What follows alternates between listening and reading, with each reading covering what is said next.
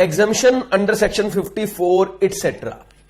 ये मैंने इटसेट्रा क्यों लिखा है पहले मैं आपको इसके बारे में बता दूं, क्योंकि सेक्शन 54 कोई एक सेक्शन नहीं है, 54 के बड़े सारे सेक्शंस हैं, तो मैंने इटसेट्रा लिखा है कि जो एग्जम्पशन मिलेगी 54 सेक्शंस के अंदर वो 54 इटसेट्रा है। वो कौन कौन से सेक्शन है मैं आपको दिखाता हूं।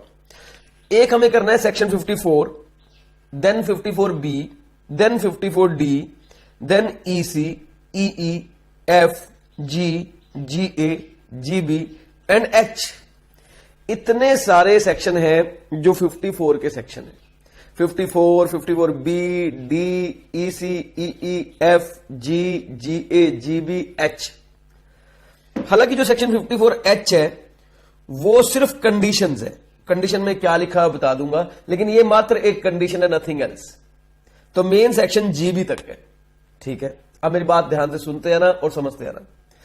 सर इसमें मैं आपको सबसे पहले सेक्शन 54 करवाऊंगा, और सेक्शन 54 हमारा अप्रोक्सीमेटली 45 मिनट से लेकर 1 आवर का टाइम ले लेगा। सेक्शन 54 एक single section will take 45 minute to 1 hour. अब डरिए मत, इतने सारे सेक्शन अगर इतने सारे आवर लगेंगे तो फिर कैपिटल गेन कब तक चलेगा? सर ऐसा नहीं है। 54B हमारा 5 मिनट में हो जाएगा, 54D हमारा 5 मिनट में हो जाएगा।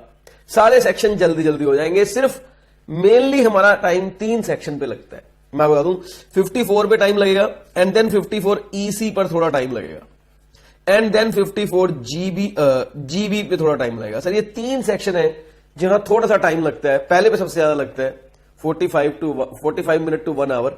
बाकियों में भी थोड़ा बहुत लगता है, बहुत ज्यादा नहीं। लेकिन इन बचे हुए सेक्शंस पर तो कोई टाइम लगने वाला है ही नहीं। 2-2, 3-3 मिनट के सेक्शन है। बहुत लंबा प्रोसेस नहीं है। सिर्फ 3 सेक्शन है जिनके ऊपर टाइम लगने वाला है, 54, 54 EC, 54 GB। हालांकि सेक्शन बड़े सारे हैं। I hope it is clear. अब सर अगला क्वेश्चन ये आता है कि सर ये जो सेक्शन है एग्जम्पशन अंडर सेक्शन 54 जो आप बता रहे हो, ये जो हम लोग कैपिटल गेन निकालते हैं ये एग्जम्पशन मिलेगी कहां से? कैपिटल गेन का फॉर्मूला तो हम ऑलरेडी याद कर चुके हैं, वहां तो ऐसा कुछ आया नहीं। वहां पर तो full value of consideration minus expenditure on transfer is equal to net sale consideration minus indexed या simple cost of acquisition minus indexed या simple cost of improvement, then it is capital gain whether long term or short term. फिर ये एग्जामिशन दोगे कहां से? फॉर्मूले में तो कहीं आया ही नहीं। सर ये फॉर्मूले में आएगा, अब आएगा। देखिए सर सबसे पहले आप निकालते हैं फुल वैल्यू ऑफ कंसिडरेशन, फिर आप माइनस करते हैं एक्सपेंडिचर ऑन ट्रांसफर, फिर जो बचता है उसे आप बोलते हैं net sale consideration. Please tell me यहां तक का कॉन्सेप्ट क्लियर है या नहीं है? सर ये तो बिल्कुल क्लियर है, फॉर्मूला इसमें है ही क्या। सर फिर आप यहां से माइनस करते हैं इंडेक्स्ड या कॉस्ट ऑफ एक्विजिशन। अगर asset long term capital asset है तो आप index cost of acquisition minus करते हैं, और अगर asset long term capital asset नहीं है, शॉर्ट टर्म कैपिटल एसेट है, तो आप simple cost of acquisition minus करते हैं। इसके बाद आप लेस करते हैं indexed cost of improvement. Indexed cost of improvement long term के केस में या simply cost of improvement short term के केस में। दोनों को माइनस करने के बाद जो बचता है उसे आप बोलते हैं लॉन्ग टर्म या short term capital gain, depending upon the nature of capital asset. If you are transferring the long-term capital asset, your capital gain will be the long-term capital gain. And if you are transferring the short-term capital asset, your capital gain will be the short-term capital gain. Now, this is the amount upon which you have to pay tax. But the government giving you the last chance to reduce this tax liability or reduce this income. Government आपको बोलते हैं रुकिए, हम आपसे इस income पर tax लेंगे, लेकिन क्या आप चाहते हैं ये इनकम कम हो जाए या जीरो हो जाए? हाँ, क्यों नहीं चाहते सर, टैक्स बचेगा। तो लो बोलते हैं यहां से आप कर सकते हैं exemption under section 54 et cetera. Et cetera मतलब डिपेंडिंग अपॉन द सर्कमस्टांसेस कि आपको कौन से सेक्शन का डिडक्शन मिलना है या एग्जम्पशन मिलना है। जरूरी नहीं ना कि 54 हो सकता है किसी को 54B मिलता हो। जैसे मान लीजिए कोई बंदा अगर अर्बन एग्रीकल्चर लैंड बेचता है तो उसे 54B मिलता है, लेकिन अगर कोई बंदा रेजिडेंशियल हाउस प्रॉपर्टी बेचता है तो उसे 54 मिलता है। तो ये डिपेंड करेगा आपने क्या बेचा है, उसके अकॉर्डिंग आपको 54 का सेक्शन जो भी रेलेवेंट होगा वो मिलेगा। तो मैंने इटसेट्रा लिख दिया कि देख लेना सर कौन सा मिल रहा है आपको, तो वो हम माइनस कर सकते हैं। एंड देन जो कैपिटल गेन आएगा नेट लॉन्ग टर्म या शॉर्ट टर्म कैपिटल गेन, ये फाइनली टैक्सेबल होगा। दिस इज फाइनली टैक्सेबल, ये फाइनली टैक्सेबल होगा। सर अब तक हमने यहां तक सीखा हुआ था। तो सर सबसे पहली बात आप ये समझो कि जो ये एग्जम्पशन अंडर सेक्शन 54 हम पढ़ रहे हैं, जो ये एग्जेम्पशन अंडर सेक्शन 54 हम पढ़ रहे हैं, ये माइनस होती है सर। और मैं बड़ी बार पढ़ाते हुए बात बोल चुका हूं, जब भी कोई चीज माइनस होती है तो मेरा ध्यान कुछ ज्यादा ही केंद्रित हो जाता है उस चीज के ऊपर, फोकस। क्योंकि मुझे पता है माइनस का मतलब बची हुई इनकम कम हो जाना, और कम होने का मतलब टैक्स का कम लगना। और अगर कोई भी ऐसी चीज जो मेरे टैक्स को कम कर दे, वो मुझे सबसे ज्यादा प्यारी है। इनकम टैक्स में तो यही बोलूंगा ना। अब इनकम टैक्स में तो वैसे तो मुझे बहुत सारी चीजें जो बहुत प्यारी है, लेकिन इनकम टैक्स में तो मैं यही बोलूंगा ना कि जो चीज मेरी इनकम को कम कर दे और उससे मेरे टैक्स को कम कर दे, वो मुझे सबसे ज्यादा प्यारी है। जैसे कि exemptions, deductions, rebate and all. तो यहां पर मेरी इनकम को कम कर रही है एग्जम्पशन अंडर सेक्शन 54 एटसेट्रा। आइए कुछ और बातें, अभी कुछ और बातें करनी है मुझे। सेक्शन 54 से स्टार्ट करूंगा, लेकिन पहले कुछ बातें क्लियर करूंगा। Note number 1, because of exemption under section 54 there can never be loss. In other word, exemption under section 54 can not exceed long term short term capital gain. इसका मतलब समझिए सर, इसका मतलब है, मान लीजिए ये मेरा 6 लाख है, क्या एग्जम्पशन 6 लाख से भी ज्यादा हो सकती है?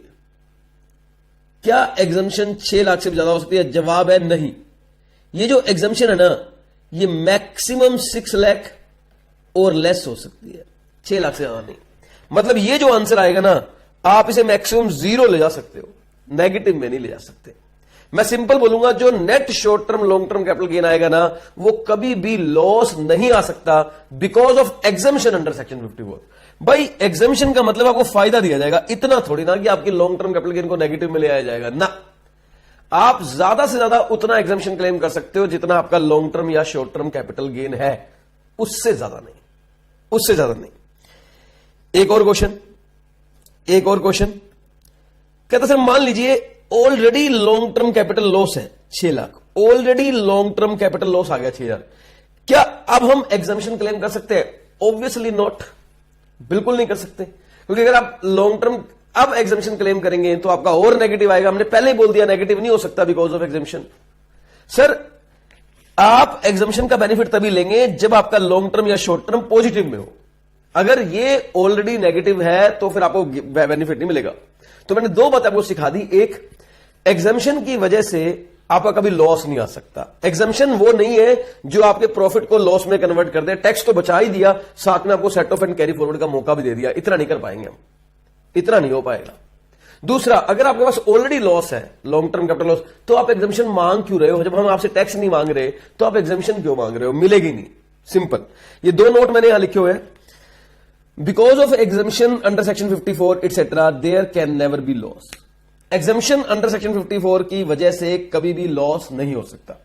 In other words, exemption under section 54 etcetera can not exceed long term short term capital gain.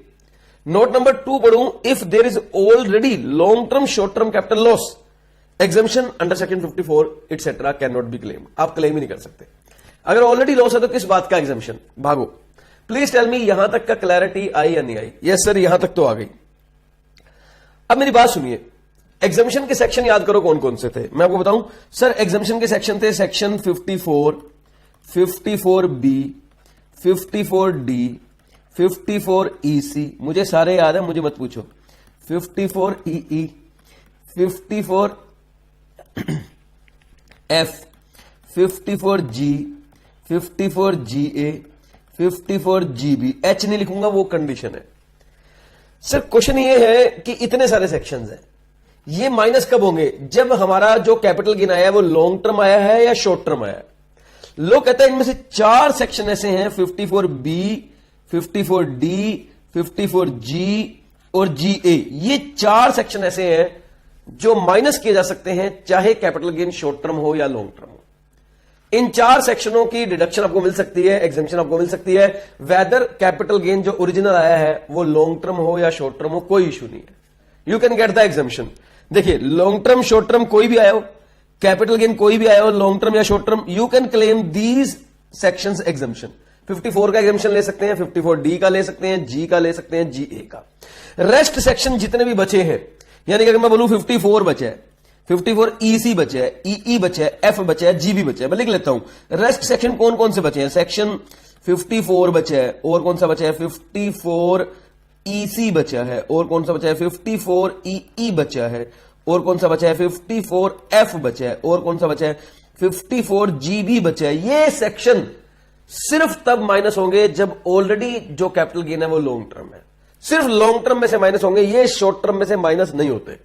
In fact long term capital gain है तो ये सेक्शन की एग्जेम्पशन मिल जाएगी, लॉन्ग टर्म में से ही माइनस होंगे बस, ये शॉर्ट टर्म में से माइनस नहीं होते। तो ये बताओ शॉर्ट टर्म कैपिटल गेन में से कौन कौन से माइनस होते हैं। चलो मैं आपसे क्वेश्चन पूछ रहा हूं, शॉर्ट टर्म कैपिटल गेन में से कौन कौन से सेक्शन की एग्जम्पशन मिल सकती है। शॉर्ट टर्म कैपिटल गेन में से कौन कौन से सेक्शन की एग्जम्पशन मिल सकती है, बताओ। शॉर्ट टर्म कैपिटल गेन में से कौन कौन से सेक्शन की एग्जम्पशन मिल सकती है। आप बोलेंगे 54B की मिल सकती है, D की मिल सकती है, G की मिल सकती है, GA की, बिल्कुल सही। और सर ये आपको याद करना पड़ेगा 54B, D, G, GA, ये 4 सेक्शन आपको याद करने पड़ेंगे कि इन ये सेक्शन की एग्जम्पशन जो है वो शॉर्ट टर्म कैपिटल गेन में से मिल सकती है। लॉन्ग टर्म में से तो मिलती है, शॉर्ट टर्म में से भी मिल सकती है। कैसे याद करेंगे, अब आप बनाओ, कोई तरीका याद करो आप, मैं क्या बताऊं, मैंने सेक्शन के नाम बता दिया आपको कि 54B है, D है, G है, GA है, ये 4 सेक्शन है जिनकी एग्जम्पशन मिल जाती है। तो स्टूडेंट कहता है ये बड़ा आसान है, देखिए BDG बनारसी दास गुप्ता, कितना आसान है सर। आप पुराने जमाने में जाइए, बनियों में या मतलब किसी भी कास्ट में जो बूढ़े लोग थे हमारे, उनमें से किसी ना किसी का नाम बनारसी दास जरूर निकलता है। अब G फॉर गुप्ता बन गया, बनारसी दास गुप्ता। तो सर बनारसी दास गुप्ता याद करना है। और GA, मैंने बोला ये GA, बोला GA बनारसी दास गुप्ता, GA हमने कब बोला मरे तो बनारसी दास गुप्ता GA, कितना आसान है सर याद करना कि सेक्शन जो है वो सिंपल है, BDG सेक्शन 54B वाला है, D वाला है, G वाला है, बनारसी दास गुप्ता GA, और GA मतलब GA। वाओ। अब सर ये बात ट्रेडिशनल स्टूडेंट कहते हैं, आज के मॉडर्न स्टूडेंट कहते हैं कि सर ये कोई तरीका है याद करने का, बनारसी दास गुप्ता GA। हम BDG को अपने तरीके से याद करेंगे। मैंने कहा बताओ, बोले पहले लिखा है बीड़ी, पीने वाली बीड़ी बीड़ी, G फॉर जलैले, बीड़ी जलैले अरे फिल्म ने देखी ओमकारा, उसमें वो बीड़ी जलैले, इतना फेमस गाना है यार, जिगरवा बड़ी आगे है, तो ये हो गया जिगरवा, ए जिगरवा, तो बीड़ी जलैले जिगरवा, तो ऐसे याद कर लिया। भाई मुझे कोई प्रॉब्लम नहीं है कि आप इसको कैसे याद कर रहे हो, मैं सिर्फ इतना चाहता हूं जब एग्जाम में पूछा जाए कि शॉर्ट टर्म कैपिटल गेन में से कौन कौन सा एग्जम्पशन क्लेम किया जा सकता है, तो आप बता सकें कि BDGGA, ये 4 सेक्शन का exemption short term capital gain में से क्लेम किया जा सकता है। चलिए वेरी गुड, अब आप लोगों को आ गया है, याद भी हो गया। अब मेरा क्वेश्चन है लॉन्ग टर्म कैपिटल गेन में से कौन कौन से, देखना चाहता हूं कौन से बताएगा, कौन कौन से सेक्शन की एग्जम्पशन क्लेम की जा सकती है या मिल सकती है, कौन कौन से एग्जम्पशन की सेक्शन, कौन कौन से सेक्शन की एग्जम्पशन मिल सकती है लॉन्ग टर्म में से।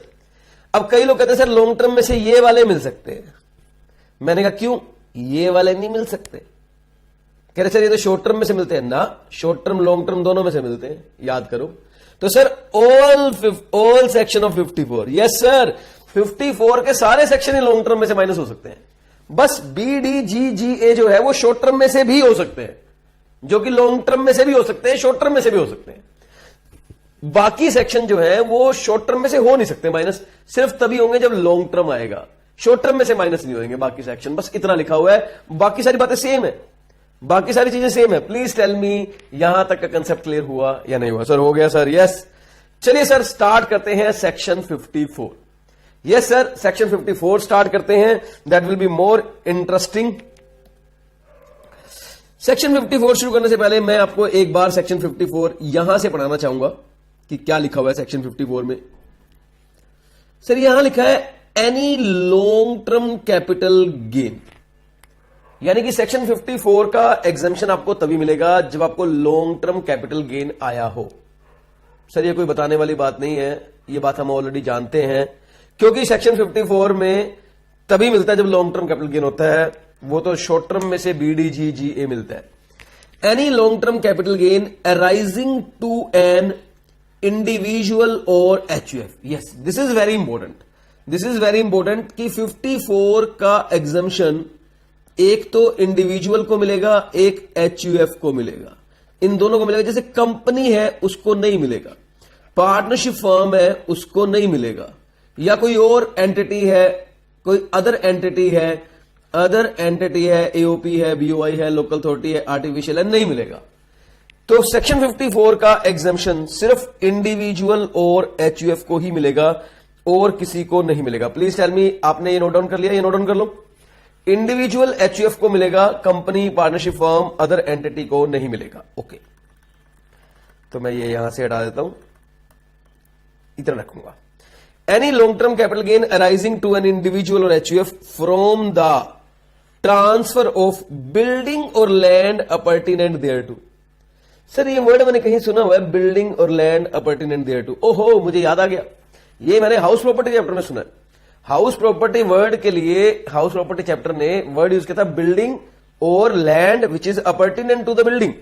तो यही लिखा हुआ है, from the transfer of building और land appurtenant thereto, being a residential house property, being a residential house property, the income of which is chargeable under the head income from house property shall be exempt to the extent such capital gain is invested in the purchase of one residential house property in India within 1 year before or 2 years after the date of transfer and or in the construction of a residential house property within 3 years after the date of such transfer, provided the house property purchased or constructed is not transferred within a period of 3 years from the date of its acquisition।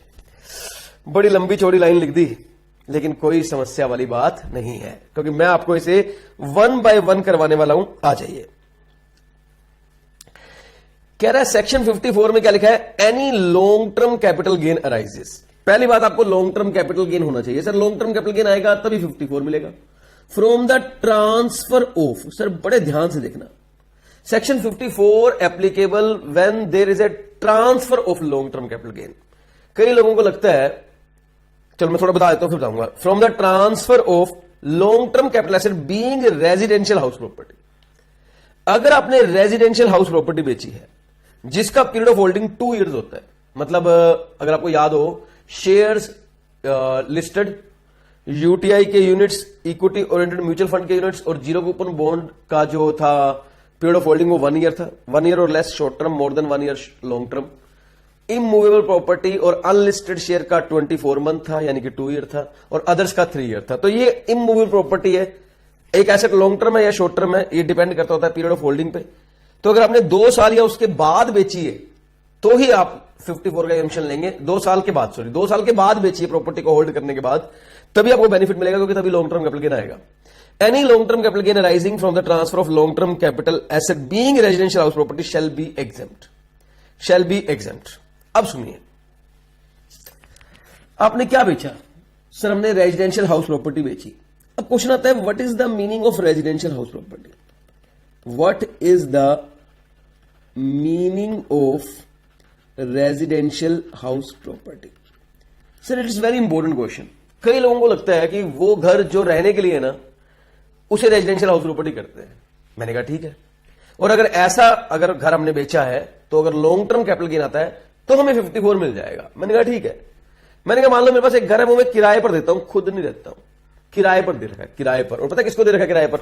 मेरे पास एक मतलब एक building है, जो दुकान है वो मैंने किराए पर दे रखी है। मैं किराए पर दे रखी है, मतलब दे रखी है किराए पर, लेट आउट है मेरी बिल्डिंग, और उस बिल्डिंग से जो इनकम आता है ना, रेंट, वो मेरा हाउस प्रॉपर्टी की इनकम होती है। वो तो आपको पता ही है कि जब हम कोई मकान या दुकान, कुछ भी बिल्डिंग अगर किराए पर देते हैं तो रेंट जो आता है वो हमारा हाउस प्रॉपर्टी होता है।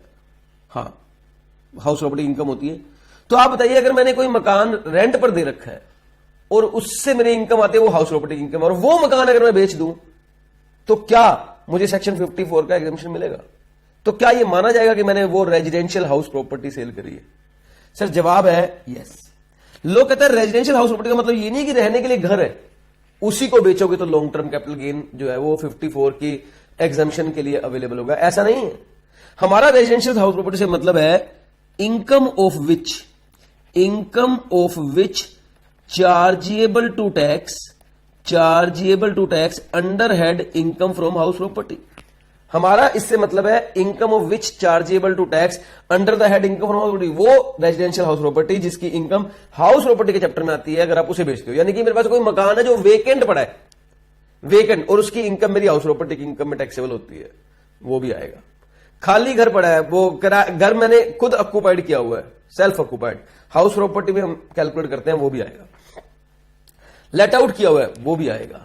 लेकिन अगर किसी बिल्डिंग को मैंने अपने खुद के बिजनेस के लिए यूज किया है, इफ यू रिमेंबर, अगर मैंने अपनी बिल्डिंग को खुद के बिजनेस के लिए यूज किया है, मेरे पास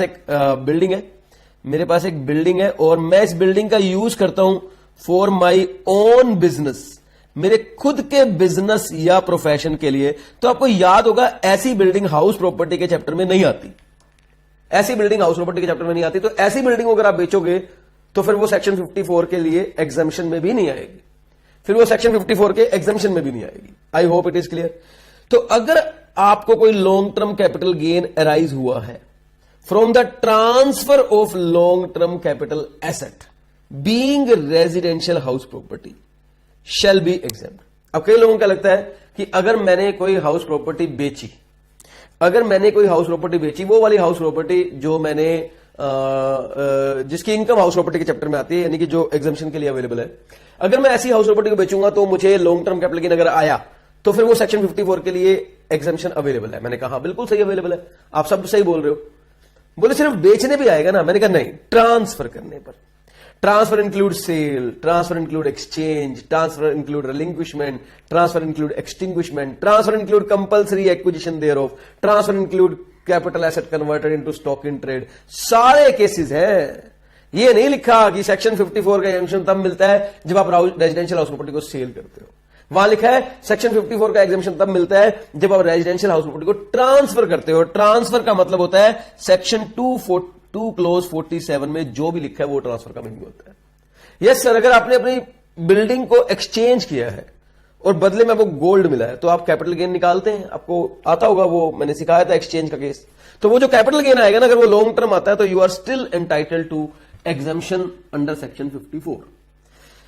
कह रहा है अगर कोई भी long term capital gain arises हुआ है from the transfer of long term capital asset being residential house property shall be exempted, माफ कर देंगे। तो एक बात उन्होंने डन बोल दी कि अगर आपके पास कोई रेजिडेंशियल हाउस प्रॉपर्टी है और आप उसे ट्रांसफर करते हो और लॉन्ग टर्म कैपिटल गेन आता है तो वो माफ है, प्रोवाइडेड। लेकिन कंडीशन है, और वो कंडीशन ये है कि सच long term capital gain should be invested. आपको इस लॉन्ग टर्म कैपिटल गेन को इन्वेस्ट करना पड़ेगा, मेरी बात ध्यान देना।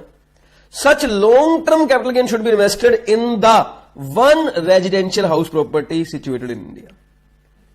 आपका लॉन्ग टर्म कैपिटल गेन आया, आप इसे इन्वेस्ट करेंगे, मतलब इससे खरीदेंगे क्या, एक नई रेजिडेंशियल हाउस प्रॉपर्टी, वन लेकिन एक रेजिडेंशियल हाउस प्रॉपर्टी खरीदेंगे, वो भी वो वाली जो सिचुएटेड इन इंडिया है, मैं आपको समझाता हूं, ये बात मैं आपको यहां समझाता हूं। मान लीजिए आपका full value of consideration 1 crore है, आपने 1 करोड़ रुपए की बिल्डिंग सेल करी है, माइनस एक्सपेंडिचर ऑन ट्रांसफर मान लीजिए नील है, मान लेते हैं 1 करोड़ आपका आ गया sir net sale consideration, net sales consideration आ गया आपका 1 करोड़। यहां से लेस करेंगे हम इंडेक्स्ड कॉस्ट ऑफ एक्विजिशन, मान लीजिए वो आपका आया 40 लाख रुपए। कैसे आया, छोड़ो, 40 लाख रुपए आया आपका। लॉन्ग टर्म कैपिटल गेन आ गया आपका 60 लाख रुपीज, और ये आपने सेल किया है रेजिडेंशियल हाउस प्रॉपर्टी। सर आपको चाहिए एग्जाम्शन, अब आपको चाहिए एग्जाम्शन चाहिए आपको अंडर सेक्शन 54 की। तो आप बताइए आप कितने पैसों का नया मकान खरीदेंगे? 1 करोड़ का नया खरीदेंगे तो आपको 60 लाख का एग्जाम्शन मिलेगा, या आप 60 लाख का नया खरीदेंगे और 60 लाख का एग्जाम्शन मिल जाएगा।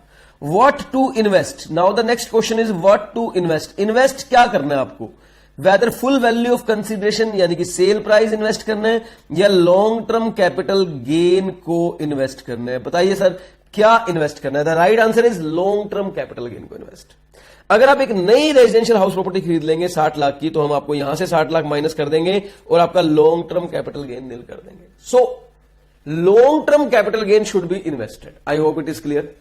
तो अगर आपका कैपिटल गेन 60 लाख आया है तो उसे एग्जाम्प्ट करवाने के लिए आपको जितने का मकान बेचा था उतने पैसों का नया मकान खरीदने की जरूरत नहीं है, बल्कि जो लॉन्ग टर्म कैपिटल गेन आया है उससे आपको खरीदना पड़ेगा उतने पैसों का।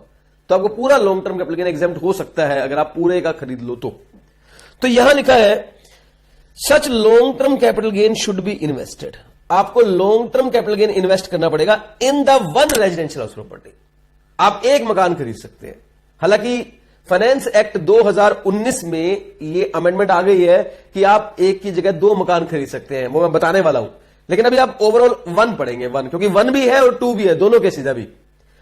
सच long term capital gain should be invested in the one residential house property situated in India. 2 condition है, एक तो आप एक मकान खरीदेंगे बदले में, और वो भी इंडिया में जो है वो खरीदेंगे, जो इंडिया में है। ओके सर, यानी कि आप बताओ सर, पहले आप बताओ क्या बेचोगे? मकान। खरीदोगे क्या? मकान। मकान के बदले मकान, घर के बदले घर, खून के बदले खून। ओके, तो सर आपको मकान बेचना है, बदले में मकान खरीदना है, बस ये काम करना है। हालांकि मैं बता दूं आपको, हम पढ़ेंगे भी थोड़ी देर में, आप एक मकान खरीद सकते हो और चाहो तो बना भी सकते हो, कंस्ट्रक्ट भी कर सकते हो, जरूरी नहीं खरीदना है। बनाना और कंस्ट्रक्शन दोनों अलाउड है, पढ़ेंगे हम। हाँ जी, what to invest? You have to invest long term capital gain in the new building.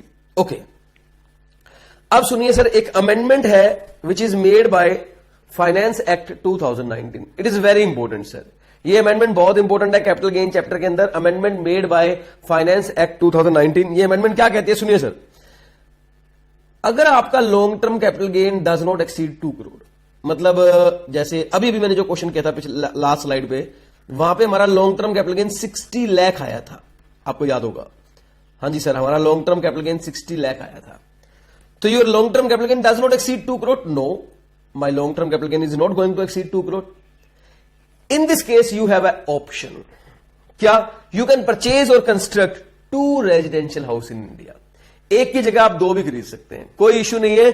अगर आपके पास 2 करोड़ से अगर आपका long term capital gain exceed नहीं करता, तो आप एक की जगह 2 रेजिडेंशियल हाउसेज भी खरीद सकते हैं, 2 रेजिडेंशियल हाउसेज भी खरीद सकते हैं। लेकिन हमारी एक कंडीशन है, जिस भी साल ये ऑप्शन आप चूज करेंगे 2 हाउसेज खरीदने वाली, मतलब आज आपका मन करे मैं ये ऑप्शन चूज नहीं करूंगा, मैं तो एक ही खरीदूंगा। लो ने पहले बोला था एक खरीद सकते हैं, मैं तो एक खरीदूंगा, तो एक खरीद लो। अगले साल आपका मन कर गया मैं 2 खरीद लूंगा, लो ने बोला 2 खरीद सकते हैं, हमारी ऑप्शन है। और अगले साल आपका long term capital gain 2 crore से सपोज कम है, तो 2 खरीद लो। जिस भी साल आप 2 खरीदेंगे, मैं आपको बता दूं, उसके बाद आप ये ऑप्शन लाइफ टाइम में दोबारा एक्सरसाइज नहीं कर पाएंगे। ये आपको लाइफ में एक बार मौका मिला है कि आप 2 मकान भी खरीद सकते हैं। देखो, where during any assessment year, किसी भी असेसमेंट ईयर में assessee has exercised this option, he shall not be subsequently entitled to exercise the option for the same or any other assessment year। अगर आप किसी भी असेसमेंट ईयर में ये option exercise कर लेते हैं, तो in future you shall not be entitled to exercise the same option in any subsequent और एनी अदर असेसमेंट ईयर। इस ईयर में भी नहीं और किसी और ईयर में भी नहीं। In other words, the benefit is available only when long-term capital gain does not exceed 2 crore, and this benefit available only once in a lifetime। ये benefit आपको once in a lifetime मिलेगा, once in a lifetime मिलेगा। Please tell me the clear or not clear। Analysis दिखा देता हूं। long-term capital gain does not exceed 2 crore। अगर 2 करोड़ से ज्यादा exceed नहीं करता, you can investment in done more than 2 houses। You can do investment in 2 houses, maximum 2। और अगर एक्सीड 2 करोड़ है तो investment can be done only in the purchase or construction of 1 residential house property. Okay sir, मैंने यहां तक करवा दिया आपको। मैं चाहूंगा अब हम यहां तक ना, यहां से पढ़ लें। Any long term capital gain arising to an individual और HUF from the transfer of building और land appertaining thereto and being a residential house property, वो residential house property the income from which is chargeable under the head income from house property that shall be exempt. लोग कहते हैं that shall be exempt, ये exempt है। To the extent, कितनी exempt है? कह रहा उतनी जितना कैपिटल गेन आपने इन्वेस्ट किया है इन the purchase of 1 residential house property in India with in 1 year before और 2 ईयर, ये छोड़ दो आप, ये एक टाइम लिमिट बाद बताऊंगा। एंड और in the construction of residential house property with in 3 year अच्छा ये अब छोड़ दो आप, या आगे पढ़ेंगे हम आगे। इन अदर वर्ड्स पढ़ लो कुछ बातें। In other words, capital gain arising on the transfer of A residential house is exempt under section 54 in the following circumstances. Number 1, the asset transferred is a residential house, मतलब वो जिसकी income chargeable है under the head income from house property. Number 2, the asset transferred must be a long-term capital asset and hence the capital gain must be long-term capital gain. The asset has been transferred by an individual or HUF. बस इसके बाद वाली बात आपको बाद में समझ में आएगी। ये पढ़िए सर मेरे साथ, amendment made by finance act 2019 that is with effect from assessment year 2021। तो असेसमेंट ईयर 2021 से ये अमेंडमेंट आई है, 22-23 असेसमेंट ईयर में भी सेम रहेगी, मतलब बता रहा हूं। Amendment made by Finance Act 2019. The Finance Act 2019 has inserted a proviso under section 54 subsection 1. क्या कह रहा है? Where the amount of capital gain does not exceed 2 crore. पहली बात, ये बेनिफिट आपको तभी मिलेगा जब आपका कैपिटल गेन, और ऑब्वियसली यहां कैपिटल गेन का मतलब लॉन्ग टर्म कैपिटल गेन है, does not exceed 2 crore. The assessee may at his option purchase or construct 2 residential houses in India. हाँ, इंडिया में होने चाहिए, लेकिन एक की जगह 2 रेजिडेंशियल हाउस आप परचेज या बना सकते हैं। And where such an option has been exercised, this proviso of this subsection shall effect as if the word 1 residential houses in India, the word 2 residential houses in India had been substituted. बिल्कुल सही है। और दूसरा, any reference to in this subsection and subsection 2 new asset shall construed as reference to 2 residential house in India. Further, very important, further where during an assessment year the assessee has exercised the option, he shall not be subsequently entitled to exercise the option for the same or any other assessment year. In other words, exemption can be claimed for the purchase construction of 2 residential houses instead of 1. This benefit is available only when the capital gain does not exceed 2 crore. Further, this benefit is available only once in a lifetime. Please tell me the concept is clear or not clear. I hope यहां तक clear हो गया होगा। आगे चलते sir. The next point is quantum of exemption. धीरे धीरे बढ़ते जाएंगे हम, धीरे धीरे बढ़ते जाएंगे। Now the question is, sir अगर आप long term capital gain invest करेंगे, you will get the exemption. But the question is how much? Quantum.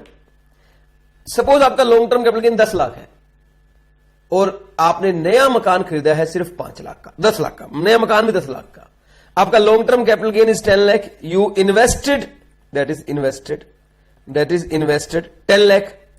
How much exemption you will get? Of course 10 lakh. Suppose your long-term capital gain is 10 lakh, your new residential house property you invested 5 lakh only. आप बताइए, भले ही आपका long term capital gain 10 lakh है, लेकिन आपने सिर्फ 5 lakh invest किया, तो क्या आपको 10 लाख की कमीशन देते हैं? सवाल ही नहीं उठता, पूरे 5 लाख की मिलेगी, 10 की क्यों मिलेगी? लेकिन सपोज आपका long term capital gain 10 lakh है, बट आपने इन्वेस्टमेंट 15 लाख की करी, तो can you get the exemption 15 lakh? Of course not. मैंने शुरुआत में बताया था, एग्जेम्पशन की वजह से लॉस नहीं आ सकता। अगर आप 15 लाख का एग्जेम्पशन दोगे तो long term capital gain 10 lakh है, उसमें से अगर 15 लाख माइनस हुआ तो नेगेटिव आ जाएगा, नेगेटिव आ ही नहीं सकता। आपका एग्जेम्पशन मैक्सिमम उतना हो सकता है जितना आपका लॉन्ग टर्म कैपिटल गेन है। You because of exemption you can reduce your long term capital gain maximum to 0, not in negative, and therefore exemption will maximum 10 lakh. Therefore exemption will maximum 10 lakh. रट्टा मारने वाले रट्टा मारते हैं, विच एवरेज लेस लेना होता है, विच एवरेज लेस लेना होता है, जो मर्जी करो। मैंने आपको बता दिया है कि एग्जेम्पशन कितनी मैक्सिमम मिल सकती है। I hope it is clear. Yes, any doubt, any question please ask. यहां तक कोई डाउट है तो पूछिए, क्योंकि इसके बाद मैं फिर एक एग्जांपल करवाऊंगा और एग्जांपल के थ्रू कंसेप्ट को क्लियर करूंगा। I hope it is clear. चले शुरू करें एग्जांपल फिर। हाँ जी, तो एग्जांपल देखना आप। एक मिस्टर एक्स है, इन्होंने परचेज करी है house property at the rate of ₹5 lakh. तो एक्स ने एक प्रॉपर्टी परचेज करी है 5 लाख रुपए की ऑन 1 अप्रैल 2001। सर एग्जाम्पल बिल्कुल सिंपल है, ऐसी हजारों एग्जाम्पल मैं आपके साथ कर चुका हूं, बस मुझे एग्जाम्पशन के पॉइंट पे ट्रिगर करना है, बाकी एग्जाम्पल फोकस रहना, आप नॉर्मल तरीके से चलेगी। एक्स ने एक प्रॉपर्टी परचेज की 5 लाख रुपए की 1 अप्रैल 2001 को। बताइए क्या कॉस्ट ऑफ एक्विजिशन करते वक्त हमें मार्केट वैल्यू एज ऑन 1 अप्रैल 2001 की नीड पड़ेगी? नो, वो हमें तब पड़ती है अगर प्रॉपर्टी 1 अप्रैल 2001 से पहले की हो। ये तो 1 अप्रैल 2001 को है, उस टाइम तो इंडेक्स था, तो नो नीड। इसने ये प्रॉपर्टी बेच दी मिस्टर वाई को 60 लाख रुपए की on 15 October 2019। This is my example. X अपनी प्रॉपर्टी सेल करता है 5 लाख रुपए की 1 अप्रैल 2001 को मिस्टर वाई को सेल करी है 60 लाख रुपए की ऑन 15 अक्टूबर 2019 को। क्वेश्चन सोल्व करें। Computation of capital gain mister x के लिए निकालेंगे। Assessment year 2021। असेसमेंट ईयर 2021 क्यों है? आपने सेल करी है 1920 में, तो ऑब्वियसली अकॉर्डिंगली असेसमेंट ईयर 2021 में आपको टैक्स देना है, तो हम कैलकुलेशन 2021 में करेंगे। पीरियड ऑफ होल्डिंग आएगा सर 1 अप्रैल 2001 से लेकर 14 अक्टूबर 2019 तक, and therefore it is a long term capital asset. Sir देखिए बेचा क्या है? बिल्डिंग बेचा है ना, बिल्डिंग। कैपिटल गेन कौन सा आएगा? Long term. तो सर ठीक है, एग्जम्पशन 54 मिल सकती है। Full value of consideration 60 lakh है, एक्सपेंडिचर ऑन ट्रांसफर क्वेश्चन में नहीं है, नील आ गया। नेट सेल कंसिडरेशन भी 60 लाख आ गया, less indexed cost of acquisition. अगर हम इंडेक्स कॉस्ट ऑफ एक्विजिशन की बात करें तो 5 लाख मल्टीप्लाई बाय 289, क्योंकि अगर आप 1920 का इंडेक्स चेक करेंगे तो 289 आएगा, डिवाइडेड बाय 100, क्योंकि अगर आप इसका इंडेक्स चेक करेंगे 0102 का, तो ये आपका आएगा 100, ये आ गया 14,45,000, and your long term capital gain is 45,55,000। 45,55,000। Please tell me यहां तक क्लियर हुआ है नहीं हुआ? सर यहां तक तो आपने कुछ किया ही नहीं, पुराना ही क्वेश्चन दिखाया है। हाँ सही बात है, मैंने पुराना ही क्वेश्चन दिखाया है, पर बताओ ना यहां तक क्लियर हुआ है नहीं हुआ? सर यहां तक क्लियर है। अब पता क्या होता है, असेसमेंट ईयर 2021 में जो आपने ये कैपिटल गेन निकाला है 45,55,000 का, इस पर आपको टैक्स देना है। कब देना होता है? असेसमेंट ईयर में। कौन सी डेट को? सर रिटर्न ऑफ इनकम का एक चैप्टर आएगा फ्यूचर में, वहां लिखा हुआ है 31 जुलाई को देना होता है इंडिविजुअल के केस में। तो 31 जुलाई 2020, यानी कि असेसमेंट ईयर 2021 की अगर मैं 31 जुलाई ढूंढूंगा तो वो 2020 की आएगी। टैक्स टू बी पेड, आपको टैक्स देना है। ध्यान सुनते रहना। मिस्टर एक्स को बोला, मिस्टर एक्स 31 जुलाई 2020 आने वाली है और इस 45,55,000 पे आप टैक्स दे देना। मैं आपको बता दूं इसके ऊपर टैक्स लगता है 20%। हालांकि हम पढ़ेंगे, जब टैक्स रेट्स पढ़ेंगे तो अलग से पढ़ लेंगे, हम देख लेंगे। टैक्स रेट्स में लिखा हुआ है 20% टैक्स लगता है। तो उन्होंने बोला देखो सर मोटा मोटा 9 लाख कुछ रुपए बनेगा, आप वो टैक्स जमा करवा दो, 31 जुलाई तक आपको जमा करवाना, याद रखना। मैंने कहा सर कोई तरीका है कि मैं इस लॉन्ग टर्म कैपिटल गेन को कम कर लूं, ना देना पड़े टैक्स, देने ना पड़े? बोले हां तरीका है, और वो तरीका ये है कि आप एग्जम्पशन क्लेम करो अंडर सेक्शन 54। अगर आप एग्जम्पशन क्लेम करेंगे अंडर सेक्शन 54 तो आप माइनस कर लो पूरा 45,55,000, हम आपको एग्जम्पशन दे देंगे और फिर आपको 31 जुलाई 2020 को नथिंग टू बी पेड। बोले सर वो एग्जम्पशन कैसे क्लेम करेंगे? बोले अभी तो बताया था कि वो तेरे को एक नया मकान खरीदना पड़ेगा, एक नया मकान खरीदना पड़ेगा। तेरा कैपिटल गेन तो 2 करोड़ से कम है, तो तू 2 भी खरीद सकता है, कोई इशू नहीं है, तो तू 2 भी खरीद सकता है, लेकिन एक तो कम से कम खरीदना ही पड़ेगा। पैसे इन्वेस्ट कर, इस लॉन्ग टर्म कैपिटल गेन को इन्वेस्ट कर भाई। उसने पूछा सर कब तक इन्वेस्ट करना होता है? Yes that is very important question, कि ये पैसा कब तक इन्वेस्ट करना होता है। तो नेक्स्ट पॉइंट जो आपको सिखाने वाला हूं that is time limit. Time limit क्या है आपको इन्वेस्टमेंट करने की? टाइम लिमिट मतलब कब तक इन्वेस्ट करना है। सर देखिए आपने ये मकान बेचा है 15 अक्टूबर 2019, आप चेक कर लो चाहे इस क्वेश्चन के अंदर, आपने बेचा है 15 अक्टूबर 2019, ट्रांसफर इज 15 अक्टूबर 2019। सर मेरी बात बहुत ध्यान सुनना, एक आदमी अपना मकान बेच रहा है, ठीक है, लॉन्ग टर्म कैपिटल गेन आ रहा है, आप उसकी तरफ ध्यान मत दो। एक आदमी अपना मकान बेच रहा है, आप बताओ सर आमतौर पर एक आदमी मकान बेचने के बाद नया खरीदेगा या पहले खरीद लेता है और फिर अपना मकान बेचता है? जनरल एक किसी आदमी की आप जेन्युइन प्रॉब्लम को सोच के बोलना। सर एक आदमी अगर मकान बेचेगा और उसके बाद नया खरीदेगा तो जब तक नया मकान नहीं मिलेगा बेचारा कहां रहेगा? होटल में रहेगा क्या? मुश्किल नहीं हो जाएगी उसके लिए? आपको लगता कि एक आम आदमी पहले मकान खरीद लेता होगा और फिर ये वाला बेचता होगा? हां सर जनरली ऐसे ही करते हैं लोग, पहले मकान खरीदेंगे, वहां अपनी गृहस्थी सेट करेंगे, यहां का सामान वहां शिफ्ट कर देंगे, फिर ये खाली हो जाएगा, फिर इसको बेच देंगे। क्या प्रॉब्लम है? ऐसे तो करते हैं। तो लोग कहते हैं कि अगर आपने कोई रेजिडेंशियल हाउस प्रॉपर्टी बेची है और बदले में कोई आप रेजिडेंशियल हाउस प्रॉपर्टी खरीदते हो तो हमको एग्जम्पशन देंगे, और वो प्रॉपर्टी आप प्रायर भी खरीद सकते हो, 1 year prior, purchase 1 year prior, purchase या कंस्ट्रक्शन एक ही बात समझ ना। परचेज, चलो purchase, it's only for purchase, sorry it's purchase 1 year prior. 16 अक्टूबर 2018 से लेकर इस 15 अक्टूबर 2019 तक बनता है 1 ईयर, 1 ईयर बनता है इसके अंदर, 1 ईयर। तो आप इस 1 ईयर में अगर प्रॉपर्टी परचेज करते हो, इस 1 ईयर में प्रॉपर्टी परचेज करते हो, तो जितना आप पैसा इन्वेस्ट करोगे उसकी आपको एग्जम्पशन मिल जाएगी।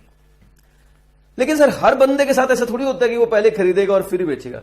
कई लोग फाइनेंशियल क्राइसिस में आने की वजह से भी तो मकान बेचते हैं, उनके पास पैसे ही नहीं होते, वो पहले मकान बेचते हैं, फिर पैसे आते हैं, फिर नया खरीदते हैं। इन बिटवीन हो सकता है वो किराए पर रहते हो या उनकी समस्या।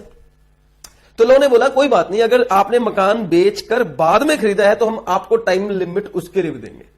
अगर आपने 15 अक्टूबर 2019 को मकान बेचा है तो आप 2 साल तक खरीद सकते हो। 14 अक्टूबर 2021, 15 अक्टूबर 19 से लेकर 2 साल बनेंगे, 14 अक्टूबर 2021, परचेज 2 ईयर आफ्टर। 2 साल बाद भी आप परचेज कर सकते हो, कोई दिक्कत नहीं।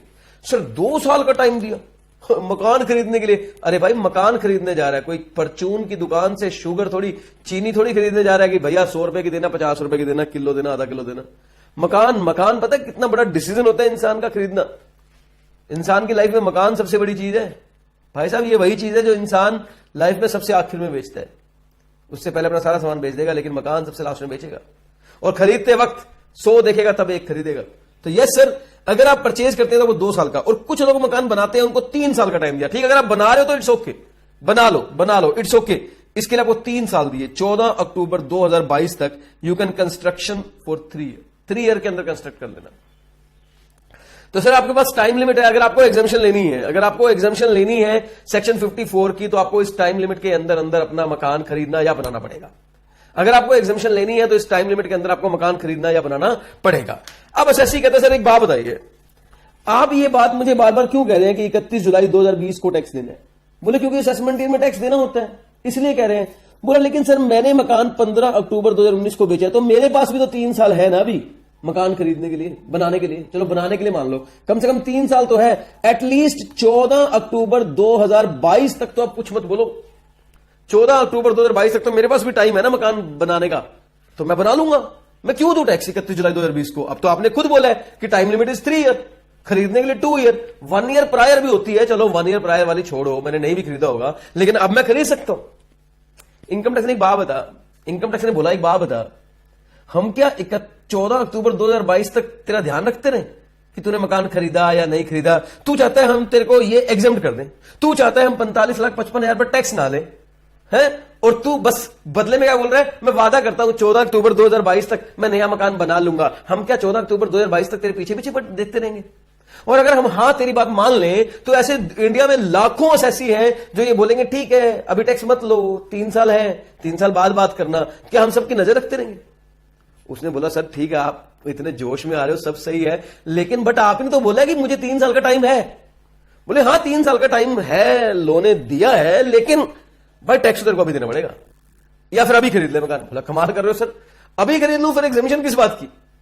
फिर 3 साल की टाइम लिमिट किस बात की? और अगर टैक्स देना पड़ गया फिर एग्जामिशन किस बात की? नहीं सर, आपको 3 साल वेट करना पड़ेगा, मतलब करना पड़ेगा। लोगों ने बोला हम नहीं करेंगे, मतलब नहीं करेंगे। ये कोई तरीका नहीं है कि हम 3 साल तक तेरी वेट करते रहेंगे। उसने बोला मैं क्या कर सकता हूं, आपने 3 साल बोला है, मैंने थोड़ी ना बोला है। लोगों ने बोला अच्छा तू टैक्स दे दे, 3 साल बाद रिफंड लेना मैं टैक्स का। बोला ये एग्जामिशन थोड़ी होती है, तो आप पहले पैसे लेंगे मुझसे, इसे एग्जामिशन थोड़ी कहते हैं। एग्जामिशन का मतलब है मैं यहां से माइनस करूंगा 45,55,000 और टैक्स 0 दूंगा। और बताओ इसका मतलब ये होता है एग्जामिशन का, मुझे कोई टैक्स नहीं देना होगा। मैं क्यों टैक्स दूं? और आपने 3 साल का टाइम दिया है तो दो ना मुझे टाइम। इनकम टैक्स ने कहा देख भाई लॉ में लिखा तो यही है कि 3 साल तक हम तेरा इंतजार करेंगे, पर प्रैक्टिकली ये पॉसिबल नहीं है।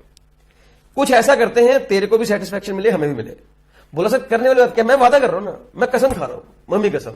अब भले ये कसमें व्हाट्सएप पे खाना, मम्मी कसम, पापा कसम, यहां पे ऐसा नहीं चलता। यहां पे भाई साहब हम तेरे पीछे पीछे थोड़ी घूमते रहेंगे। बोला सर बताओ मैं क्या करूं? बोले एक काम करते हैं, एक स्कीम लॉन्च कर रहे हैं हम, कैपिटल गेन स्कीम। इसको कैपिटल गेन स्कीम भी कहते हैं और इसे capital gain deposit account scheme भी कहते हैं। ये 45,55,000 तेरे हैं, तेरे ही हैं। तू इनसे मकान खरीदेगा ना, तू इनसे मकान खरीदेगा ना, 3 साल के अंदर वादा कर रहा ना 3 साल मकान बनाएगा। बोला हाँ। बोले एक बार इन पैसों को इस स्कीम में जमा करवा दे, तेरे नाम से अकाउंट खुलेगा, बैंक में स्कीम चलेगी, बैंक में अकाउंट खुलेगा, तेरे नाम से खुलेगा, तू बस अपने पैसे उसमें जमा करवा दे, हम तेरे को अभी एग्जामिशन दे देंगे। और तेरे पास 3 साल होंगे, उनमें से पैसे निकालते रहना और मकान बनाते रहना, पैसे निकालते रहना और मकान बनाते रहना, और खरीदने हो तो निकाल के खरीद लेना। इसके अलावा कोई चारा नहीं।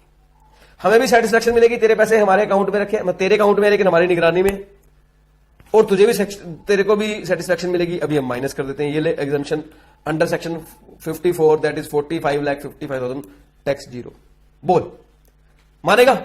अब सर एसएससी के पास भी कोई चारा नहीं है, तो capital gain deposit account scheme खुलवाई गई। वो क्या होती है बताता हूं। Capital gain deposit account scheme में क्या होता है, एक एसबीआई में आपका अकाउंट खुलता है, एसबीआई में आपका अकाउंट खुलता है, स्टेट बैंक ऑफ इंडिया में अकाउंट खुलता है, कोई और बैंक भी हो सकता है अगर गवर्नमेंट प्रिस्क्राइब करता है। तो मैंने तो एसबीआई जो गवर्नमेंट जनरली प्रिस्क्राइब कर रहा है उसका नाम के हिसाब से बोल दिया।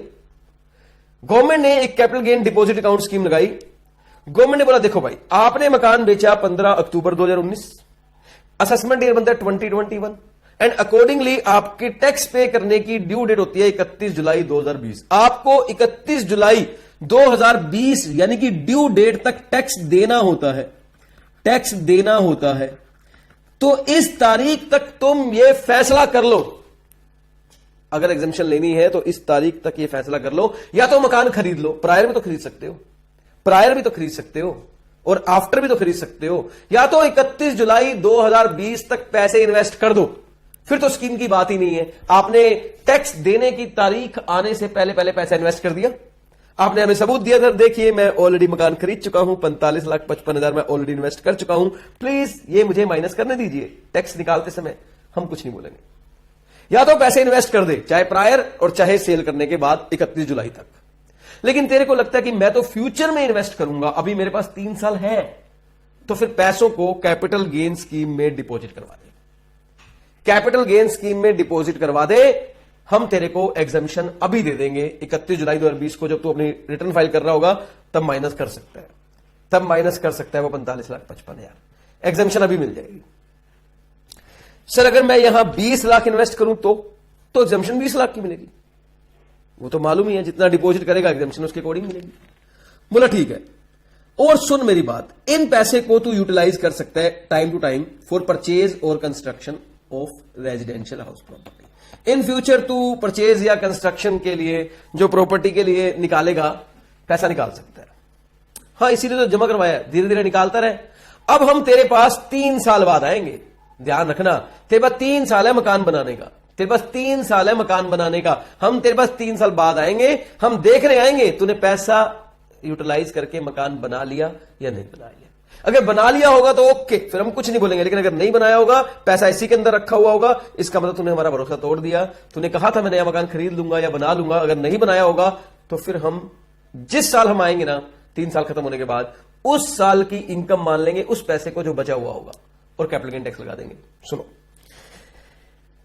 To be utilized up to 14 October 2022, इसे आपने 3 साल में यूटिलाइज करना है। कई लोग कहते हैं सर 31 जुलाई 2020 से 3 साल तो 2023 तक बनेंगे। मैंने बोला यहां से 3 साल थोड़ी देखने हैं, 3 साल तो टाइम लिमिट तो वहीं से है ना जहां से ट्रांसफर हुआ था, नहीं क्या सर? टाइम लिमिट तो यहीं से है ना, जिस दिन ट्रांसफर हुआ था वहां से 3 साल के अंदर अंदर आपको मैक्सिमम मकान बनाना है, मैक्सिमम टाइमिंग ये है, तो टाइम लिमिट तो वही है आपके पास। तो 3 साल के अंदर अंदर आपको यूटिलाइज करना है। नाउ 14 अक्टूबर 2022 लास्ट दिन, सपोज आपने पूरा यूटिलाइज कर लिया, 45,55,000 का मकान या तो 2 साल में खरीद लिया था या 3 साल में बना लिया था, 3 साल हो गए, पैसा अकाउंट में नहीं है, आपने सारा यूटिलाइज कर लिया, आंसर आएगा ओके, खत्म, कुछ नहीं करेंगे। एग्जामिशन आपको पहले दे दी थी 31 जुलाई 2020 को, जो आप अपना टैक्स निकाल रहे थे, हमने तभी एग्जामिशन दे दी थी, और आपने अपने वादे के अकॉर्डिंग पैसा यूटिलाइज भी कर लिया, तो फिर क्या करें? खत्म बात, कहानी खत्म। ओके जी, okay okay, smiling face, okay. लेकिन सपोज आपने यूटिलाइज नहीं किया, अनयूटिलाइज्ड है, सपोज 26 लाख रुपए अभी रहते हैं, कुछ पैसे यूटिलाइज कर दिए, 26 लाख अनयूटिलाइज्ड है, तो सर जितना पैसा अनयूटिलाइज है ना, वो उस असेसमेंट ईयर की 20-21 की नहीं, गलत लिखा हुआ है, जिस असेसमेंट ईयर में ये पैसा अनयूटिलाइज्ड है, 22-23 को हम चेक कर रहे हैं, 14 अक्टूबर 22 को, ये प्रीवियस ईयर होगा 22-23, असेसमेंट ईयर होगा 23-24।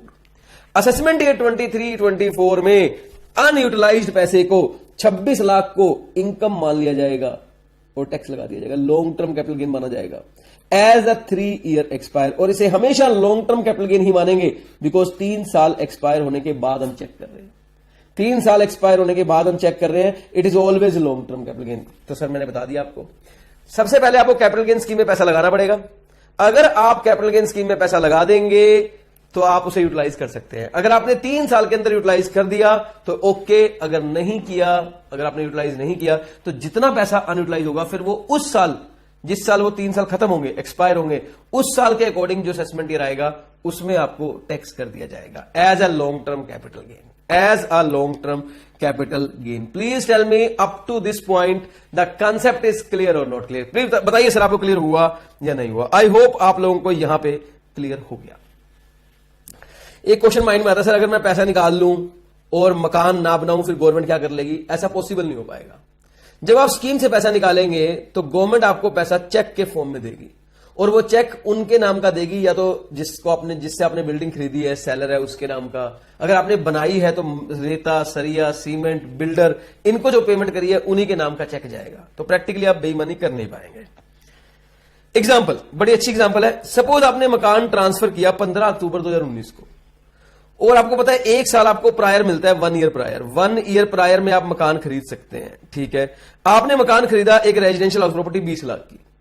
अब जानते हैं सर, आप अगर आपका long term capital gain does not exceed 2 crore हो तो आप 2 मकान भी खरीद सकते हैं, 2 मकान भी खरीद सकते हैं। तो सर 16 अक्टूबर 2018 से लेकर 15 अक्टूबर 2019 1 ईयर प्रायर था। सपोज इसके बीच में आपने एक मकान ऑलरेडी खरीद लिया 20 लाख का। 31 जुलाई 2020 को जब टैक्स देने का टाइम आया तो सर देखो आपका लॉन्ग टर्म कैपिटल गेन कितना आया था? 45,55,000, पर आपने इन्वेस्टमेंट 20 लाख ही करी अभी तक। आपने बोला मैं बाकी पैसे स्कीम में जमा करवाता हूं 25,55,000। 20 लाख मैंने खरीद लिया है, 25,55,000 करवाता हूं, मेरे पूरे 45,55,000 इन्वेस्ट हो गया, मुझे एग्जम्पशन दे दो। लोग कहता है यस मिल जाएगी। लॉन्ग टर्म कैपिटल गेन 45,55,000, आपको एग्जम्पशन मिल जाएगी 45,55,000, क्योंकि 31 जुलाई 2020 तक या तो आप खरीद चुके हो या आप इन्वेस्ट कर चुके हो। दोनों में से कोई एक बात हो जानी चाहिए। 20 लाख आप खरीद चुके हो, 25-55 आप इन्वेस्ट कर चुके हो, तो yes you will get the exemption of 45,55,000। Please tell me clear और नॉट क्लियर। एक छोटी सी बात बोलूंगा, यहां पर long term capital gain exceed ना हो 2 करोड़ से तो आप 2 मकान खरीद सकते हैं। सपोज ये long term capital gain 2 crore से एक्सीड होता तो क्या आप ये दूसरा मकान के लिए स्कीम में जमा करवा सकते थे? नहीं, क्योंकि आप मकान ही एक खरीद सकते हैं। 2 करोड़ से ऊपर लॉन्ग टर्म होने पर आप 2 मकान खरीद ही नहीं सकते। लेकिन उस केस में भी आप पैसा स्कीम में जमा करवा सकते हैं। आप ये कह सकते हैं कि मैंने 20 लाख का मकान खरीदा है, 25,55,000 की मैं इसके ऊपर कंस्ट्रक्शन करूंगा।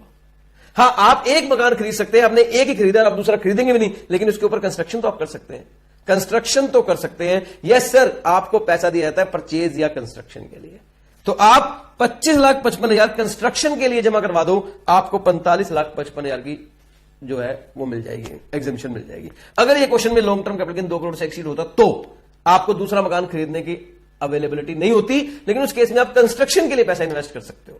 Okay, now the last point, lock in period. Sir lock in period से पहले मैं आपको थोड़ा दिखा दूं, लॉक इन पीरियड से पहले मैं आपको थोड़ा दिखा दूं, बुक दिखाता हूं। Quantum of deduction, amount of long term capital gain or invested whichever is less, वही तरीका दिखाया इन्होंने। इंपॉर्टेंट नोट है ये, आपको स्कीम अब आपको पढ़ने की जरूरत नहीं है, ये स्कीम पूरी मैंने आपको करवा दी है।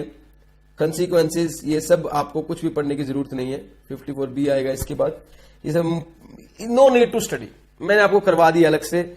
आप पता क्या पढ़ो, आप उस टेबल पे आओ, जो टेबल मैंने आपको दिखाया था ना, वो टेबल कहां है, आप उस टेबल पे आओ प्लीज।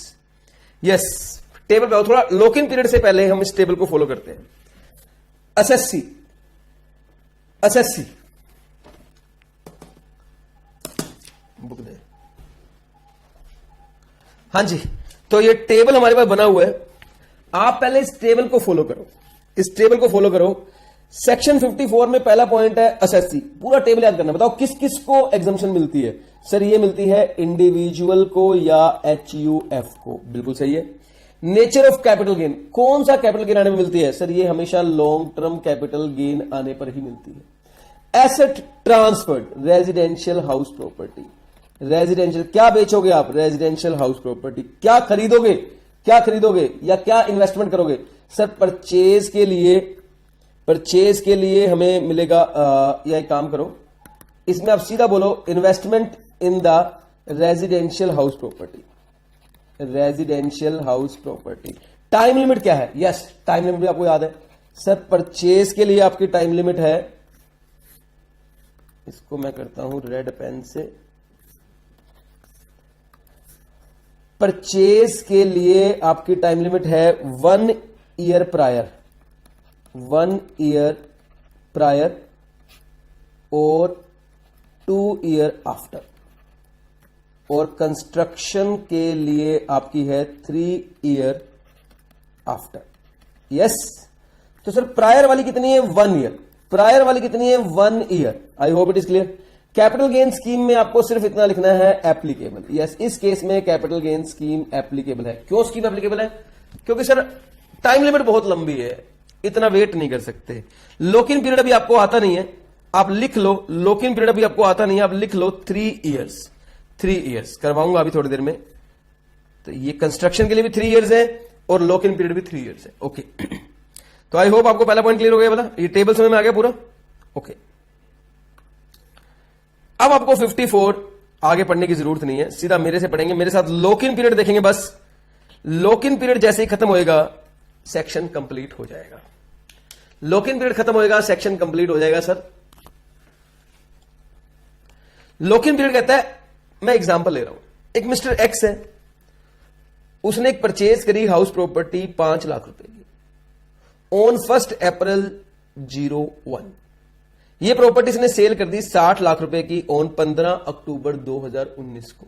ठीक है सर, एक्स ने एक प्रॉपर्टी परचेज करी 5 लाख की 1 अप्रैल 2001 को और ये प्रॉपर्टी सेल कर दी 15 अक्टूबर 2019 को 60 लाख रुपए की। अब क्या होगा? सर सबसे पहले असेसमेंट ईयर 2021 में टैक्स लगेगा। लॉन्ग टर्म कैपिटल गेन आया 45,55,000। मैं करके दिखा चुका हूं आपको पहले, ऑलरेडी सिर्फ सिखा रहा हूं। आपका लॉन्ग टर्म कैपिटल गेन आया 45,55,000। आपने एग्जम्पशन ले ली 45,55,000 क्योंकि आपने वादा किया मैं बहुत जल्द ये मकान खरीद लूंगा। जरूर आपने स्कीम में पैसे जमा करवा दिए होंगे, ऐसा मान लो ड्यू डेट पर आपने स्कीम में पैसे जमा करवा दिए होंगे। सर आपने नया मकान खरीद लिया 15 अक्टूबर 2020। सर आपने बिल्कुल टाइम पे खरीद लिया। मैं आपको बता दूं, आपको खरीदने के लिए टाइम था 14 अक्टूबर 2021। 2 साल का टाइम था आपके पास, लेकिन आपने 1 साल के अंदर ही खरीद लिया। तो ये जो एग्जाम्पशन आपको मिली है, this is the valid exemption, ये आपको सही मिली है। अब कुछ नहीं होगा, आपने कैपिटल गेन स्कीम में पैसा जमा करवाया होगा और आपने खरीद लिया। अब लोग कहते हैं मान लीजिए आपने परचेज भी 45,55,000 का ही किया, ठीक है, तो एग्जाम्पशन बिल्कुल वैलिड है क्योंकि आपने जितने इन्वेस्ट किए हैं, जितना कैपिटल गेन था उतना पूरा इन्वेस्ट किया है। लोग कहते हैं अब हमारी कंडीशन ये है कि ये जो नया मकान आपने खरीदा ना 15 अक्टूबर 2020 को, इसे अगले 3 साल तक, जहां से खरीदा वहां से, यानी कि 14 अक्टूबर 2023 तक, अब ये मकान लॉक इन पीरियड है। ये 3 साल लॉक इन पीरियड है, मतलब नॉट टू सेल। इस नए मकान को आप अगले 3 साल तक बेच नहीं सकते। सर इसका लॉजिक क्या है? सर लॉ चाहता है लोग ऐसे ना हो कि मकान बेचने पर जो कैपिटल गेन आया उसको एग्जेम्प्ट करवाने के लिए सिर्फ एक बार नया खरीद ले और एग्जाम्पशन ले ले और उसके 4-5 दिन बाद दोबारा बेच दे कि चलो एग्जाम्पशन मिल गई, खेल खत्म, एग्जाम्पशन मिल गई, खेल खत्म। ऐसा ना हो। गवर्नमेंट चाहती थी कि आप एग्जाम्पशन लेने के लिए ही सिर्फ मकान खरीदो, ऐसा ना हो। अब आपने जो मकान खरीदा आप उसे 3 साल तक बेच नहीं सकते। Sir this is the lock in period. You know what is lock in period? Please tell me, आपको लॉक इन पीरियड का पॉइंट क्लियर हुआ है नहीं हुआ? The lock in period means अगर आपने कोई नई बिल्डिंग खरीदी, अगर आपने कोई बिल्डिंग बेची है और लॉन्ग टर्म कैपिटल गेन आया है और आपने उसे नया मकान खरीद लिया और वो इन्वेस्टमेंट की वजह से आपका कैपिटल गेन एग्जेम्प्ट हो गया, तो अब वो नया मकान आप अगले 3 साल तक बेच नहीं सकते। This is called lock in period. Lock in period means this new house property not to sell for the next 3 year, for the next 3 year. Sir as a true Indian मेरे मन में पहला क्वेश्चन एक ही आता है, अगर बेच दूं तो क्या कर लोगे, है ना? ट्रू इंडियन यही आता है, अच्छा नहीं बेच सकता, बेच दूं तो? लोग कहते हैं ठीक है अगर आप बेचोगे तो हम सिंपल भाषा में बता दें, अगर आपने इस साल के बीच में कहीं भी बेचा, इन बिटवीन आपने इस टाइम में बेचा, तो ये जो एग्जाम्पशन आपने को हमने दी थी ना, ये हम विड्रॉ कर लेंगे। विड्रॉ मतलब तो ले ली मैंने एग्जाम्पशन, तो पुरानी बात है। बोले अब हम टैक्स लगा देंगे, फिर इसको हम टैक्स मान लेंगे, टैक्स ले लेंगे ये पैसा आपसे, टैक्स लगा देंगे आपको, मतलब ये एग्जाम्पशन विड्रॉ हो जाएगी, आपको टैक्स देना पड़ जाएगा। ओहो ये तो खतरनाक बात है। तो लोग कहते हैं कि आप 3 साल तक मकान नहीं बेच सकते, अगर इन बिटवीन आप बेचेंगे तो जो एग्जाम्पशन हमने आपको दी थी वो आपसे विड्रॉ कर लेंगे। सर देखो मैं एक बात हूं, मैं इसमें ना एक डेट ले रहा हूं बीच में, 14 अक्टूबर 2022, मैंने जानबूझ के लिए, क्योंकि सर देखो ये बनते हैं 2 साल, ये बनते हैं 2 ईयर्स और ये बनता है 1 ईयर, या आप बोलो 3 ईयर, वहां से 3 ईयर बनते हैं। ये पता मैंने क्यों लिया? क्योंकि सर आप जानते हैं इमूवेबल प्रॉपर्टी जो है उसका पीरियड ऑफ होल्डिंग 2 ईयर होता है, यानी कि इसके बीच में अगर मैं बेचूंगा तो कंडीशन टूटी, 3 साल तक बेचना नहीं था, कंडीशन टूटी, लेकिन मेरा जो कैपिटल गेन नया आएगा ना वो शॉर्ट टर्म कैपिटल गेन आएगा क्योंकि मैंने 2 साल के अंदर अंदर बेच दी। और अगर मैं यहां बेचूंगा कंडीशन तब भी टूटी, कंडीशन तब भी टूटी, लेकिन कैपिटल गेन मेरा लॉन्ग टर्म आएगा, क्योंकि 2 साल के बाद ये जो नई हाउस प्रॉपर्टी है इसे बेचने पर जो कैपिटल गेन आता है वो लॉन्ग टर्म आता है। सर मेरी बात सुनो, ये न्यू हाउस प्रॉपर्टी आप बेच रहे हो, अब आप नए के हिसाब से सोचो। अगर आपने 2 साल के अंदर बेची तो शॉर्ट टर्म आएगा, 2 साल से ज्यादा बेची तो लॉन्ग टर्म आएगा। हालांकि दोनों ही केस में कंडीशन को टूटा हुआ माना जाएगा, दोनों ही केस में कंडीशन को टूटा हुआ माना जाएगा। हां, आप 14 अक्टूबर के बाद बेचते तो कंडीशन को टूटा हुआ नहीं माना जाता। सर यहां पर मान लो मैंने यहां बेचा, ये मकान सेल प्राइस 70 लाख, या मान लो यहां बेचा सेल प्राइस 70 लाख, तो 2 केस ले लेते हैं। अगर मैं 2 इयर्स के अंदर अंदर बेच दूं, कंडीशन तब भी टूटी है, लेकिन 70 लाख का सेल किया है, या 2 साल के बाद सेल किया है, कंडीशन तब भी टूटी है, 70 लाख का सेल किया है। पहला case, new house sold on 20 December 2021। Assume करो ये मकान जो सेल हुआ है ऑन 20 दिसंबर 2021 में सेल हुआ है, ये इसके बीच में आ रहा है 20 दिसंबर 2021 बीच में आ रहा है। तो सर आपने प्रीवियस ईयर 21-22 में बेचा है, तो असेसमेंट ईयर बनेगा 22-23। प्रीवियस ईयर 21-22 है, असेसमेंट ईयर बनेगा 22-23। 15 अक्टूबर 2020, पहले देखो लॉन्ग टर्म है या शॉर्ट टर्म है, यहां से शुरू करेंगे। ये मकान बेचा आपने नए वाला, नहीं बेचना चाहिए था, आपको बोला था 3 साल के अंदर मत बेचना, लेकिन चलो बेच दिया। पीरियड ऑफ होल्डिंग निकालो, कैपिटल गेन निकालो। 15 अक्टूबर 2020 से लेकर आपने बेचा है 20 दिसंबर 2021, यहां तक पीरियड ऑफ होल्डिंग है, तो 19 दिसंबर तक ले लेंगे। शॉर्ट टर्म कैपिटल एसेट बेचा कितने का? 70 लाख। एक्सपेंडिचर और ट्रांसफर नील मान लेते हैं, नेट सेल कैंसिलेशन 70 लाख। अब बताओ आपने खरीदा कितने का था? शॉर्ट टर्म है तो कॉस्ट ऑफ एक्विजिशन माइनस करेंगे ना। खरीदा कितने का था? सर हमने खरीदा था 45,55,000 का। हाँ बिल्कुल सही, देख लो आप, आपने नया मकान 45,55,000 का खरीदा था। ये आपका आ गया short term capital gain 24,55,000। Short term capital gain 24,55,000। Sir अभी कोई पेनल्टी नहीं लगी उसे, अभी तो उसने जो नया मकान खरीदा है उसे बेचा है, उसका नॉर्मल तरीके से शॉर्ट टर्म कैपिटल गेन आया है।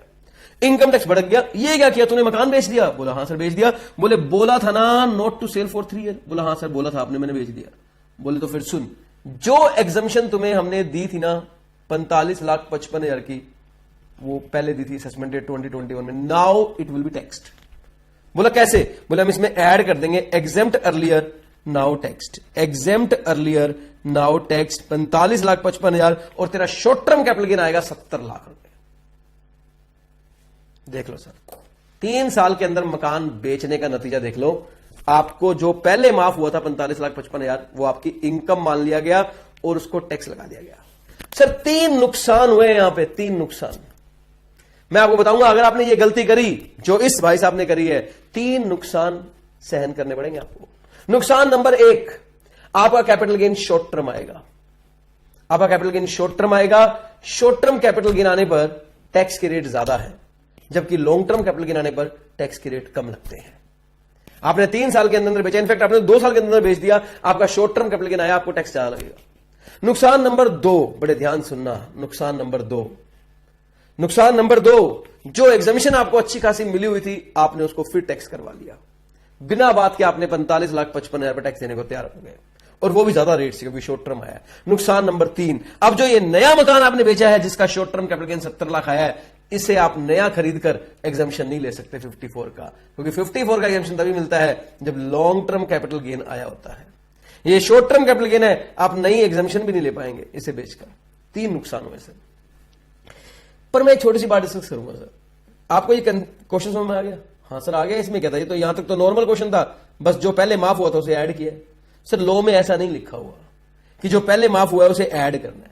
लॉ ने और तरीके से लिखा है, मैंने जानबूझ के वो नहीं करवाया, अब करवाऊंगा, क्योंकि मैं जानता था उलझ जाते। अब आप समझ जाओगे, आंसर ये आएगा तो समझ जाओगे। लोग कहते हैं जो पहले माफ हुआ था ना उसे दोबारा टैक्स किया जाएगा, लेकिन कैसे? जो exempt earlier will now taxable, कैसे? By reducing it from cost of acquisition. लोग कहते हैं वो 45,55,000 जो एग्जेम्प्ट हुए थे ना, वो आप कॉस्ट ऑफ एक्विजिशन में माइनस कर दो, यहां से माइनस कर दो, ऑटोमेटिकली टैक्स हो जाएगा। कैसे? समझ नहीं आया sir? Full value of consideration 70 lakh, हाँ। एक्सपेंडिचर ऑन ट्रांसफर नील, 70 लाख आ गया। कॉस्ट ऑफ एक्विजिशन कितनी आपकी? सर 45,55,000 है नए मकान की। यहां से माइनस करो जो एग्जेम्प्ट अर्लियर था, यहां से माइनस करो। मैंने कहा सर अगर यहीं से मैं माइनस कर दूंगा 45 लाख 55,000, तो ये एग्जाम माइनस पहले अर्लियर था तो इसको माइनस कर देता हूं, नील आ जाएगा। बोले देखो नील आएगा तो वापस कैपिटल गेन कितना आ गया 70 lakh. This is short term capital gain 70 lakh और सेम अमाउंट आ गया। तो दोनों तरीके सही है, एग्जाम में दोनों तरीके वैलिड है। वैसे मेरे हिसाब से ये बेहतर है कि आप ये लिखें कि एग्जाम्ड अर्लियर को कॉस्ट ऑफ एक्विजिशन में से माइनस किया जाएगा, ये बेहतर है, ये ज्यादा इंपॉर्टेंट है, ज्यादा बढ़िया है। लेकिन लेकिन लेकिन दोनों तरीके बिल्कुल सही है कि चाहे तो आप ऐड कर दो नया कैपिटल गेन निकालकर और चाहे तो कॉस्ट ऑफ एक्विजिशन माइनस कर दो। एक और example, new house sold on 25 अक्टूबर 2022। मैं आपको बता दूं ये मैंने एग्जांपल ये वाले केस के लिए 25 अक्टूबर 2022 को अगर आपने सेल किया है, ये वाला केस मैं ले रहा हूं जो 2 साल के बाद है, लेकिन है 3 साल के अंदर ही। कंडीशन यहां भी टूटी है, कंडीशन यहां भी टूटी है, लेकिन यहां 2 साल के बाद बेचा आपने तो लॉन्ग टर्म आएगा। 25 अक्टूबर 2022 को बचे 22-23 हो गया, असेसमेंट ईयर बन गया आपका 23-24। 15 अक्टूबर 2020 को नया खरीदा था, लॉन्ग टर्म कैपिटल एसेट है क्योंकि 2 साल से ज्यादा का टाइम है। Full value of consideration 70 lakh, expenditure on transfer nil, net sale consideration 70 lakh minus index cost of acquisition 45,55,000। Cost आपकी 45,55,000, आपने नया मकान खरीदा था 45,55,000 का। अब क्वेश्चन ये है कि हम जानते हैं यहां से माइनस करना है एग्जाम्ड अर्लियर, लेकिन क्वेश्चन ये है कि ये इंडेक्स करने के बाद माइनस करना है या इंडेक्स से पहले। क्योंकि अगर आप इसे इंडेक्स करेंगे तो इंडेक्स आएगा 23-24 का ऊपर आएगा, अभी तो क्वेश्चन में हमें मिल नहीं सकता 23-24 का, डिवाइड बाय 20-21 का आएगा। वो इंडेक्स करने के बाद माइनस करना है या पहले माइनस करना और फिर इंडेक्स करना है। लोग कहता है पहले माइनस करो फिर इंडेक्स करो, पहले माइनस, यानी कि आपका जो एग्जाम्ड अर्लियर था वो यहां होगा। सर नील आ जाएगा, जब नील आएगा तो इंडेक्स होगा ही नहीं। Long term capital gain 70 lakh, long term capital gain 70 lakh. Please tell me exemption under section 54 clear और नॉट क्लियर।